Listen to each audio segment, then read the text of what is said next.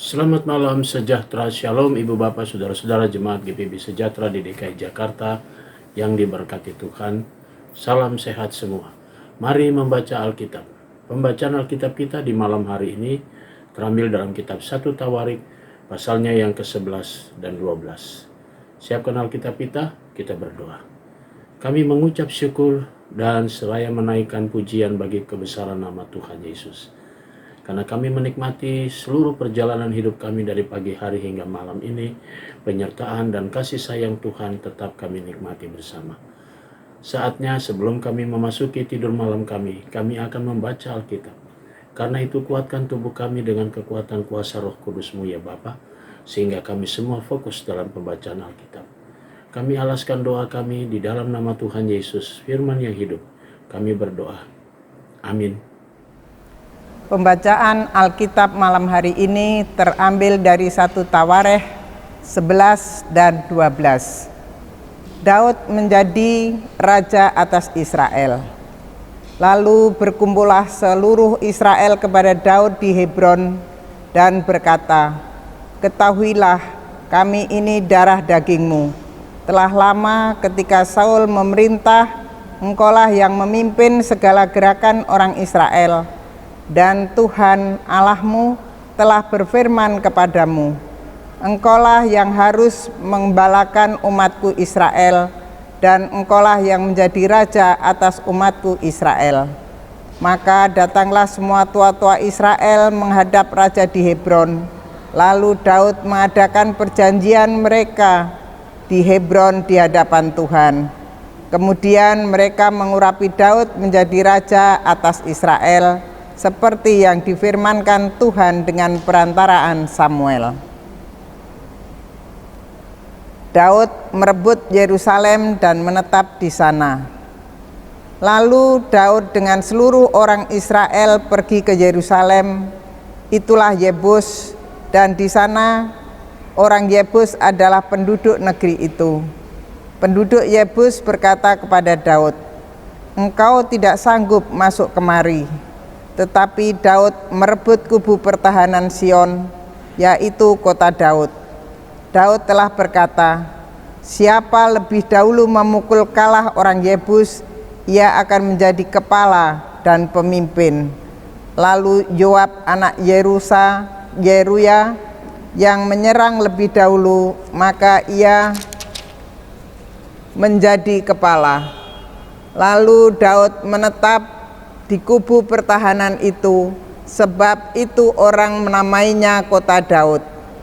Ia memperkuat kota itu sekelilingnya, mulai dari Milo bahkan sekelilingnya seluruhnya, sedang Yoab membangun kembali selebihnya dari kota itu. Lalu makin lama makin besarlah kuasa Daud, sebab Tuhan semesta alam menyertainya. Pahlawan-pahlawan Daud. Inilah kepala-kepala para pahlawan yang mengiringi Daud, yang telah memberi dukungan yang kuat kepadanya bersama-sama seluruh Israel dalam mencapai kedudukan raja, dan yang mengangkat dia sebagai raja, seperti yang difirmankan Tuhan mengenai Israel. Inilah daftar para pahlawan yang mengiringi Daud. Yasobam bin Hakmoni, kepala Triwira. Ia mengayunkan tombaknya melawan 300 orang yang tertikam mati dalam satu pertempuran. Dan sesudah dia, Eleasar anak Dodo, orang Ahoy itu, ia termasuk ketiga pahlawan itu. Ia ada bersama-sama Daud di Pas dan Mim, ketika orang Filistin berkumpul di sana untuk berperang. Ada sebidang tanah ladang penuh jelai di sana. Ketika tentara melarikan diri dari hadapan orang Filistin, maka berdirilah mereka di tengah-tengah ladang itu. Mereka dapat mempertahankannya dan memukul kalah orang Filistin. Demikianlah diberikan Tuhan kemenangan yang besar. Sekali datanglah 3 orang dari ke-30 kepala ke gunung batu mendapatkan Daud dekat gua Adulam, sedang tentara orang Filistin berkemah di lembah Refaim. Pada waktu itu Daud ada di dalam kubu gunung dan pasukan pendudukan orang Filistin pada waktu itu ada di Betlehem. Lalu timbullah keinginan pada Daud dan ia berkata, "Sekiranya ada orang yang memberi aku minum air dari perigi Betlehem yang ada dekat pintu gerbang." Lalu ketika orang itu menerobos perkemahan orang Filistin, mereka menimba air dari perigi Betlehem yang ada dekat pintu gerbang, mengangkatnya dan membawanya kepada Daud. Tetapi Daud tidak mau meminumnya, melainkan mempersembahkannya sebagai korban curahan kepada Tuhan. Katanya, "Jauhlah daripadaku ya Allah untuk berbuat demikian. Patutkah aku meminum darah taruhan nyawa orang-orang ini? Sebab dengan mempertaruhkan nyawanya mereka membawanya, dan tidak mau ia meminumnya." Itulah yang dilakukan ketika pahlawan itu. Abisai adik Yoab, dialah kepala ke-30 orang itu, dan dialah yang mengayunkan tombaknya melawan 300 orang yang mati ditikamnya. Ia mendapat nama di antara ke-30 orang itu. Di antara ke-30 orang itu, ia paling dihormati. Memang ia menjadi pemimpin mereka, tetapi ia tidak dapat menyamai triwira itu. Selanjutnya Benaya bin Yoyada, anak seorang yang gagah perkasa, yang besar jasanya, yang berasal dari Kabsel. Ia menewaskan kedua pahlawan besar dari Moab. Juga pernah ia turun ke dalam lubang dan membunuh seekor singa pada suatu hari bersalju. Pula ia membunuh seorang Mesir, seorang yang tinggi perawakannya, 5 hasta tingginya. Di tangan orang Mesir itu ada tombak seperti pesa tukang tenun, tetapi ia mendatanginya dengan tongkat, merampas tombak itu dari tangan orang Mesir itu, lalu membunuh orang itu dengan tombaknya sendiri. Itulah yang diperbuat Benaya bin Yoyada. Ia mendapat nama di antara ke-30 pahlawan itu. Sesungguhnya di antara ke-30 orang itu ia paling dihormati, tetapi ia tidak dapat menyamai triwira. Dan Daud mengangkat dia mengepalai pengawalnya. Pahlawan-pahlawan yang gagah perkasa ialah juga Asael, saudara Yoab. Selanjutnya Elhanan bin Dodo dari Betlehem, Samot orang Harod, Heles orang Peloni, Ira anak Ikesi orang Terkoa, Abieser orang Anatot, Sibkai orang Husa, Ilai orang Ahoi, Maharai orang Nitofa, Helet bin Baana orang Nitofa, Itai bin Ribai dari Gebia orang Benyamin, Benaya orang Piraton, Hurai dari lembah-lembah Gaas, Abiel orang Bet Araba, Asmawet orang Bahurim, Eliahba orang Saalbon, Hashim orang Gishon, Yonatan bin Sage orang Harari, Ahiam bin Sakhar orang Harari, Elifal bin Ur, Hefer orang Mihrerarti, Ahia orang Peloni, Hisro orang Karmel, Naarai bin Esbai, Yoel saudara Natan, Mibhar bin Hagri, Selek orang Amon, Naharai orang Berot, pembawa senjata Yoab anak Seruya, Ira orang Yetri, Gareb orang Yetri, Uria orang Het, Sabat bin Ahlai, Adina anak Sisa orang Ruben. Kepala orang-orang Ruben dan beserta dia ada 30 orang, Hanan bin Maka, Yosafat orang Midni, Usia orang Asitarot, Syama dan Siel anak-anak Hotam orang Aror. Yediael bin Simri dan Yoha saudaranya orang Tisi, Eliel orang Mahawim, Yeribai dan Yusawoya anak-anak Elnam, Yitma orang Moab, Eliel, Obed dan Yuasel orang Mesobaya. Pengikut Daud di Siklag. Inilah orang-orang yang datang kepada Daud di Siklag selama ia harus menyingkir karena Saul bin Kisi. Mereka pun termasuk pahlawan-pahlawan yang membantu dia dalam peperangan. Mereka bersenjatakan panah dan sanggup melontarkan batu dan menembakkan anak-anak panah dari busur dengan tangan kanan atau tangan kiri. Mereka itu dari saudara-saudara sesuku Saul, dari orang Benyamin, Abieser kepala, dan Joas anak-anak Sema orang Gibea, Yesiel dan Pelet anak-anak Asmawet, Beraka dan Yehu orang Anatot, Yesmaya orang Gibeon, seorang pahlawan di antara ke-30 orang itu yang mengepalai 30 orang, Yeremia, Yesiel, Yohanan dan Yosahabat orang Gedera, Elusai, Yerimot, Bealja, Semaria dan Sefaka orang Harufi, Elkana, Yesia, Asarel, Yoser dan Yasoban orang-orang Koroh, Yoela, Sebaya anak-anak Yeroham dari Gedor. Juga dari orang Gad ada yang memisahkan diri dan pergi kepada Daud ke kubu di padang gurun, yakni pahlawan-pahlawan yang gagah perkasa, orang-orang yang sanggup berperang, yang pandai menggunakan perisai dan tombak, dan rupa mereka seperti singa dan cepatnya seperti kijang di atas pegunungan. Eser kepala, Obaja orang kedua, Eliab orang ketiga, Mismana orang keempat, Yeremia orang kelima, Atai orang keenam, Eliel orang ketujuh, Yohanan orang ke-8, Elsabat orang ke-9, Yeremia orang ke-10, Mahbanai orang ke-11. Mereka itulah dari Bani Gad, kepala-kepala pasukan, satu orang yang paling kecil sanggup melawan 100 orang, dan yang paling besar sanggup melawan 1000 orang.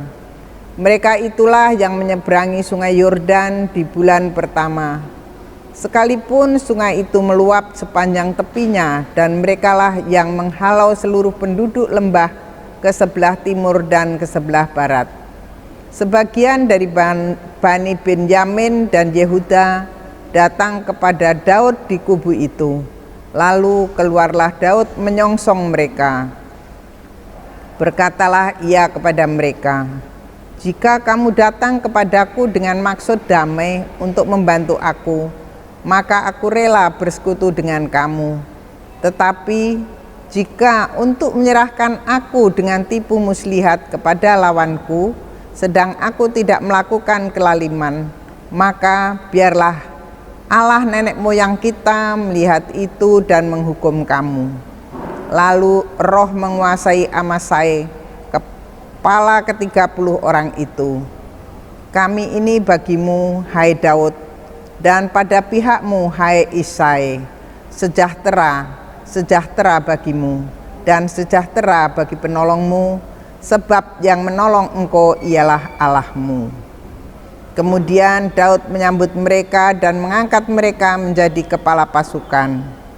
Juga dari Manasye ada yang menyeberang memihak kepada Daud ketika ia bersama-sama orang Filistin memerangi Saul.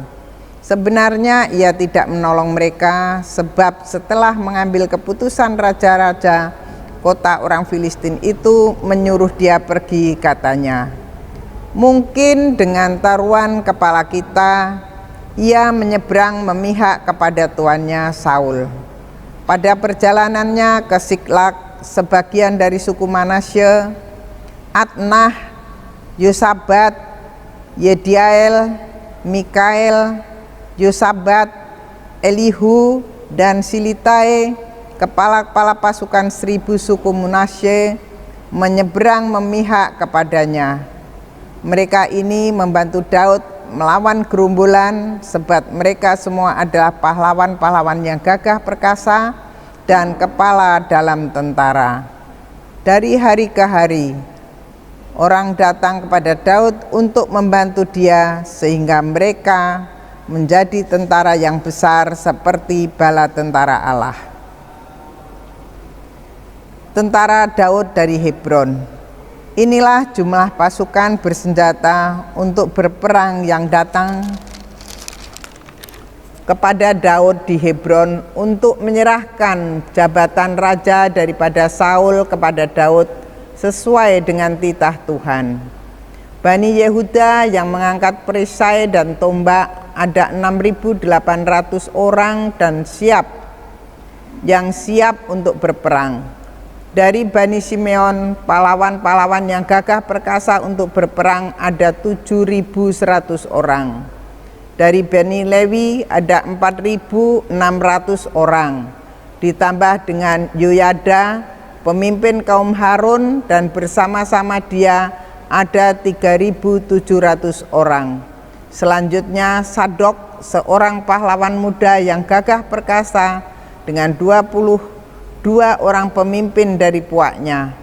Dari Bani Benyamin, saudara-saudara sesuku Saul, ada 3.000 orang.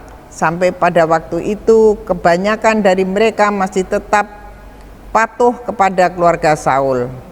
Dari Bani Efraim, 20.800 orang pahlawan yang gagah perkasa, orang-orang yang kenamaan di antara puak-puak mereka. Dari suku Manasye, suku yang setengah itu ada 18.000 orang yang ditunjuk dengan disebut namanya untuk pergi mengangkat Daud menjadi raja. Dari Bani Isahar, orang-orang yang mempunyai pengertian tentang saat-saat yang baik, sehingga mereka mengetahui apa yang harus diperbuat orang Israel. 200 orang kepala dengan segala saudara sesukunya dan di bawah pemerintahan mereka. Dari Sebulon, orang-orang yang sanggup berperang, yang pandai berperang dengan berbagai-bagai senjata, 50.000 orang yang siap memberi bantuan dengan tidak bercabang hati. Dari Naftali, 1.000 orang pemimpin, dan bersama-sama mereka 30.000 orang yang membawa perisai dan tombak. Dari orang-orang yang siap untuk berperang 28.600 orang. Dari Asyer, orang-orang yang sanggup dan pandai untuk berperang 40.000 orang. Dari seberang sungai Yordan, yakni dari orang Ruben, orang Gad, dan setengah suku Manasye yang lain, orang-orang yang membawa berbagai-bagai senjata perang 120.000 orang. Sekaliannya itu prajurit-prajurit orang-orang dalam barisan tempur datang ke Hebron dengan tulus hati untuk mengangkat Daud menjadi raja atas seluruh Israel. Memang juga seluruh orang Israel yang lain dengan bulat hati hendak mengangkat Daud menjadi raja. Mereka tinggal di sana bersama-sama Daud 3 hari lamanya, makan dan minum, sebab saudara-saudara mereka menyajikan makanan bagi mereka. Juga orang-orang yang tinggal dekat mereka, bahkan dari Isahar, Sebulon, dan Naftali, membawa makanan dengan memakai keledai, onta, bagal, dan lembu, yakni bahan makanan tepung, kue ara, dan kue kismis, anggur dan minyak, lembu, sapi, dan kambing domba, dalam jumlah besar, sebab ada sukacita di Israel. Demikianlah pembacaan Alkitab malam ini. Mari saudara-saudara kita satu dalam doa. Bapa di dalam surga, segala pujian dan syukur kami naikkan kepadamu. Engkau sudah menuntun kami dalam pembacaan Alkitab. Malam menjadi bagian bagi kami untuk masuk dalam istirahat malam kami. Tuhan, Engkau jaga kami, Engkau lindungi kami. Engkau bungkus kami dengan Roh Kudus-Mu, sehingga kami dapat tidur dengan baik. Besok pagi kami boleh bangun kembali untuk menikmati hari yang baru dan berkarya seturut dengan panggilan dan pengutusan Tuhan. Kami juga berdoa untuk jemaat GPIB Sejahtera, tiap pribadi, tiap keluarga. Inilah doa kami ya Tuhan, dalam nama Yesus Kristus, Tuhan dan Juru Selamat kami berdoa. Amin. Selamat malam, selamat beristirahat, Tuhan memberkati saudara.